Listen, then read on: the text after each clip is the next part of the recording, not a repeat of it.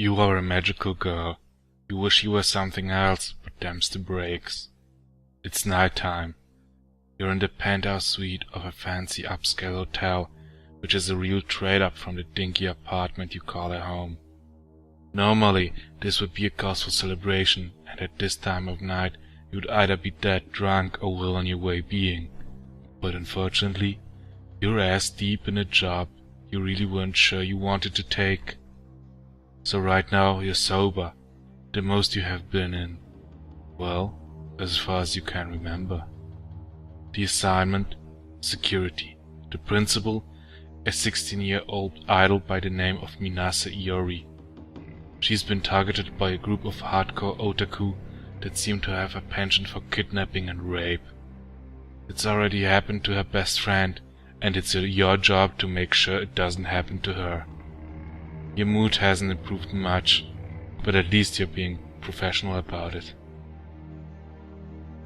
Right now, the guards outside had notified that both of you, the Takatsuki Yaoi, one of the group's previous victims and the principal's best friend, is currently outside the penthouse suite, awaiting entry. She's not exactly expected, but Iori says that they've talked about her visiting.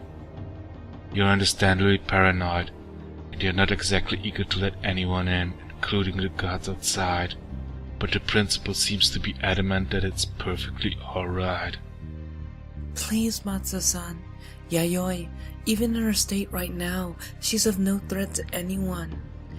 I should be insulted that you think my best friend is worth your suspicion, but Yayoi couldn't hurt a fly then. What more now? She flinches whenever someone comes close to her. She jumps at her own shadow. She's even adverse to hugs when she gave him freely the last I remembered of her. Please, Matsu-san, don't think ill of my friend. She's suffered enough.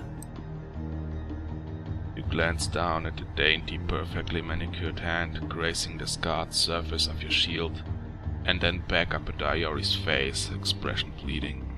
Maybe, if you were just a little bit sauced, you could have dealt with this much more easily. You're not, though, and your harsh denial for her appeal gets stuck in your throat. It's a rape victim of a friend. Maybe you're laying the professional bodyguard thing a bit too heavy-like. They are about to say goodbye to each other before the other has to leave to another continent. She has someone she cares about. She may be a vapid, hypersexualized pop icon that exemplifies everything that is wrong with today's society. But she wants to see a broken friend long less time. You swallow painfully before shrugging her hand off your shield. You direct her to move well away from the door, to stay behind you, while you check out the situation outside the door. You let her unexpected visitor in, but she shouldn't expect too much. Thank you so much, Matsu-san. This means so much to me. You ignore her heartfelt thanks as you move forward, closing your hand over the door's handle. The door, for all its ornate design, doesn't have a peephole, and you're forced to peer around the door itself as you pull it open the smallest crack. The situation outside seems to be normal. The guards are still standing guard, the gorilla you roughed up earlier standing directly in front of the door, with what you assume is Yaoi standing next to him, being completely dwarfed by his frame. She's got a haunted look on her, which is sad as you can see that she was once one of the more popular idols. Her hair, dark auburn and tied into curly pigtails, seems somewhat flat and disheveled. Her clothes are dark colored and loose, a far cry from the usual form-fitting and colorful clothes an idol usually wears.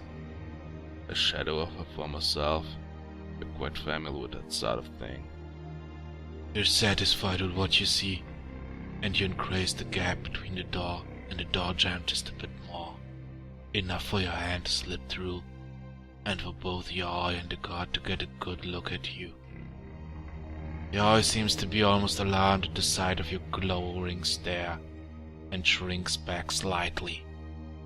The guard simply scolds. Point at Yaoi, and wave her closer. The former idol glances up at the guard, seemingly uncertain, before looking back at you and gingerly stepping forward. You click your tongue impatiently and reach forward just a bit more, and Yoi seems to whimper as you grab her by the wrist. She feels frail underneath her bulky loose jacket. It was as if you could easily crush her wrist in your grasp by increasing pressure the smallest bit. Yoi shivers in your grasp, an expression of tearful hurt on her face, and you ignore this, merely glaring at the guard who seems to alter ready to protest. Wait, don't! You tell him to shut up and stay back, before roughly pulling Yoi into the room just as you throw the door open. You tug her hand hard enough to cause her to stumble, a feeble cry of surprise and alarm issuing from her lips. In the same movement, you slam the door closed with your other hand, while still keeping hold on Yoi's wrist. You immediately slap the locks back in place and shove the deadbolt secure. Matsu-san, please, you're hurting Yayoi! Iori protests, clearly alarmed at this kind of treatment. You ignore this too. You have already conceded this to her. You're not about to compromise now. Still keeping a grip on Yaoi's hand, you pat her down with your other. The girl's eyes clearly wide, staring and tearful as you pat her down for weapons. You get to her lower body completely focused on finding hidden weapons, causing you to completely miss Iori's hand slapping you hard across the cheek. The slap isn't that strong, but it stuns you long enough that you step back, your eyes wide behind your own glasses. Matsu-san, please, what do you think you're doing? Iori screeches at you, pulling a positively crying Yoi into her arms, shielding her from you. Weren't you listening? I thought we agreed on...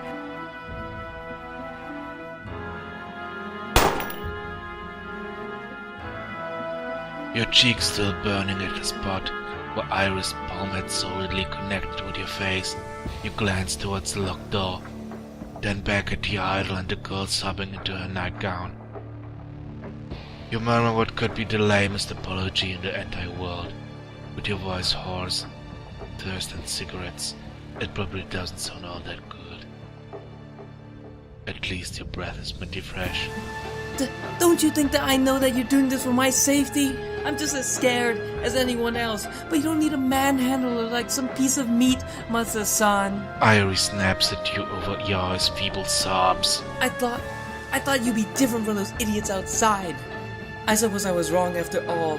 You're the same. And all you're probably thinking about is the paycheck you get after this, aren't you? You stay silent, not really having a reply to this tirade. Shaking your head, you merely cross your arms. A drink would be good right about now. Iori glares at you for a few more moments, before focusing her entire attention towards your eye, trying to comfort the girl, whispering directly into her ear. She leads the tearful former idol to the bed, making her sit down, and carefully wipes her tears away with her own fingers. It would be almost romantic if it weren't for the fact that you caused it. You stand there for a while, slightly unsure of what you're actually doing here, before shaking your head and making for one of the chairs placed across the room. Might as well start at bedside watch. Get out of my room, Matsu-san! Iori's voice is chilly, impervious, the same as your first meeting. You've checked my room for security gaps, right? If you found none, then get out! You may stand outside, just like the rest of the hired help. She's standing in front of you now, and it looks like she's not going to take no for an answer. God damn it, QA.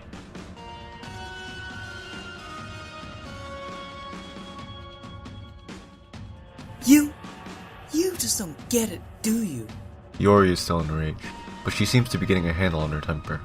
Yes, you've made it abundantly clear that you're here for my safety, and that if I wanted someone to treat me like a human being, even under such circumstances, I should look elsewhere. I realize right now what you truly meant by that. Her words dripping with indignation and venom. She turns her back on you, as if loath to even recognize your existence by looking at you while the both of you talked. You may earn your paycheck tomorrow morning, Matsu-san, but I better not see hide or hair of you when I wake up. I swear I'll contact Kyubey and have him send me another agent. Someone who hasn't forgotten how to be a decent human being. She points towards a single desolate chair at the far corner of the room. You may do your guarding over there, far away from Yayoi and far away from me. She'll be staying over until tomorrow morning, so it's better if she doesn't catch you looming over us while we slept. This just gets better and better, doesn't it? At least you're not going to leave.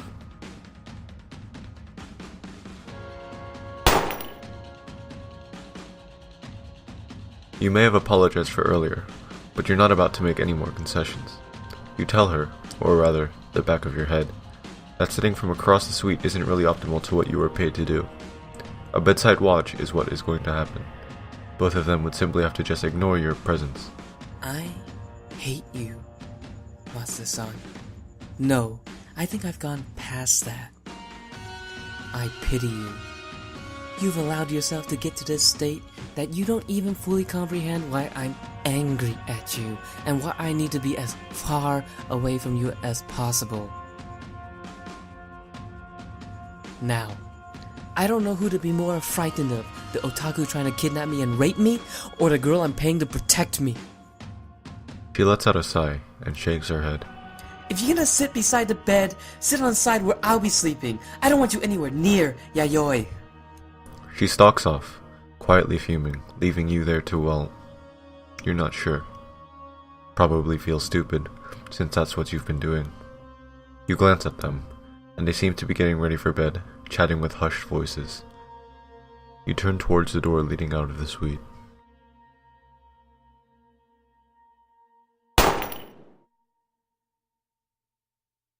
You leave the girls alone and make for the door, slowly and carefully undoing each lock, so as not to make too much noise while Iori and Yayoi are talking.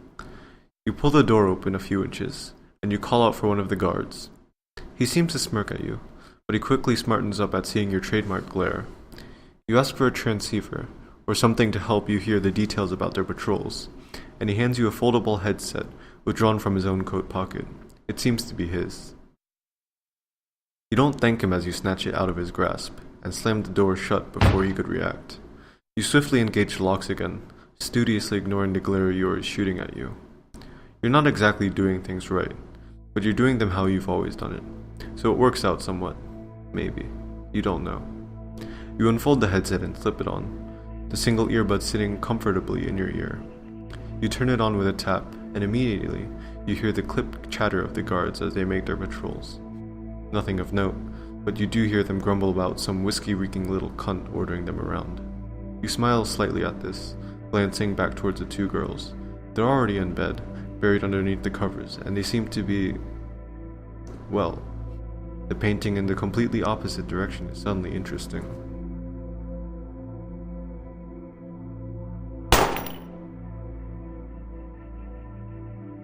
You give the two girls the privacy they need, at least as much of it as you can give them, what with still being in the same room and being in plain sight and all.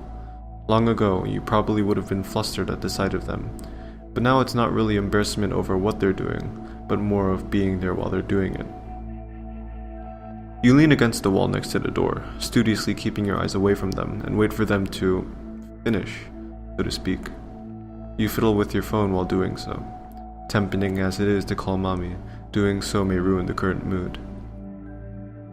It takes them the best part of an hour before you see that they've finally fallen asleep in each other's arms, huddled close together, Iori being the big spoon, Yayoi being the small one. You're a bit jelly, but you have a job to do.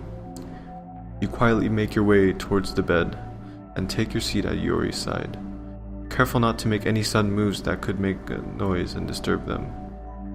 At least the chair is comfortable. It seems like it's been used for this exact purpose.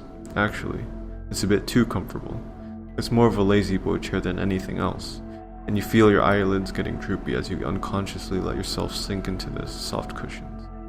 You haven't been sleeping well. Time to stop yourself from falling asleep.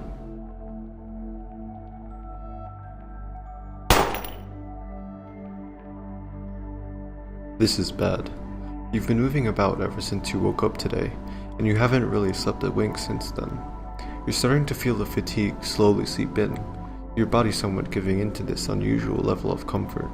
Compared to your futon, you're sitting in a chair made out of goddamn clouds. Shaking your head, you try to focus as much as you can. You pull out your cell phone and start to type out a message to mommy. Talking to her should perk you up some, even if it's just through text. Iori, fast asleep, pulls Yayoi closer to her, murmuring her name. Yayoi.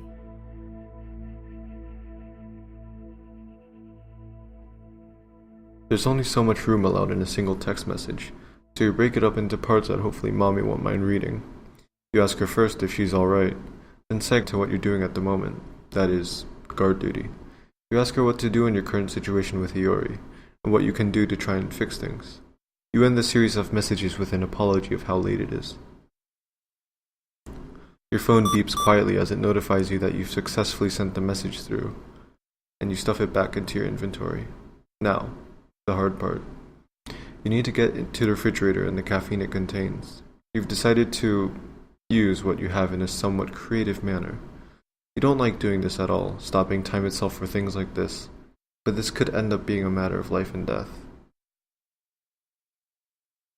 You stand up, somewhat unsteadily from the chair, and slowly, carefully, turn the shield clockwise, 30 degrees. Careful not to let the gears grind too much, or the lock slap into place too loudly. The world turns gray, time stopping all around you, freezing everything into stasis. Everything except for the pink-haired girl now standing at the very center of the suite, looking at you with midnight black eyes, and she's smiling. You suddenly find yourself no longer needing any coffee whatsoever. The appearance of the smiling girl with the pink hair and dark eyes doesn't exactly surprise you, but it doesn't comfort you either.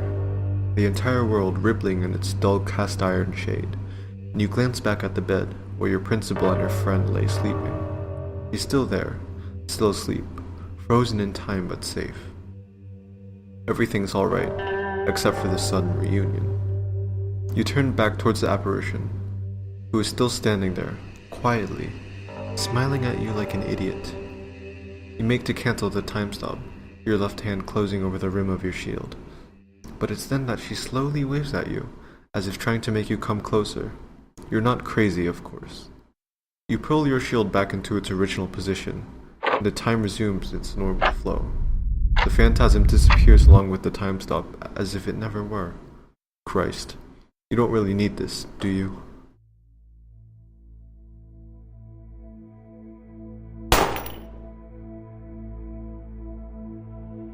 You sink back into the comfortable grasp of the miraculous lazy-boy chair, letting yourself get enveloped once more in its cozy embrace. The sleep's been driven out of your body by that little encounter, but it doesn't change the fact that your body's nearing its limits. It'll probably last for a few more hours, at best.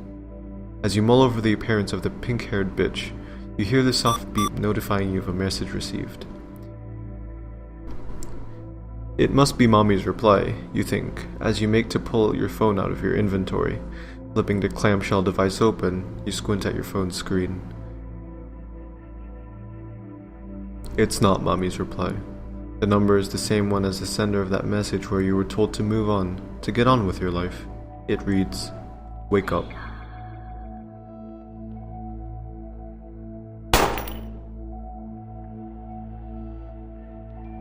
Alright.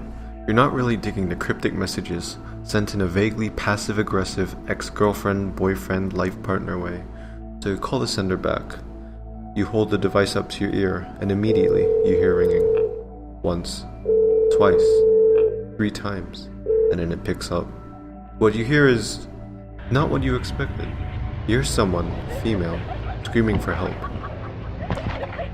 You hear laughing, high-pitched, shrill, each gasp of hilarity interlaced with unintelligible syllables.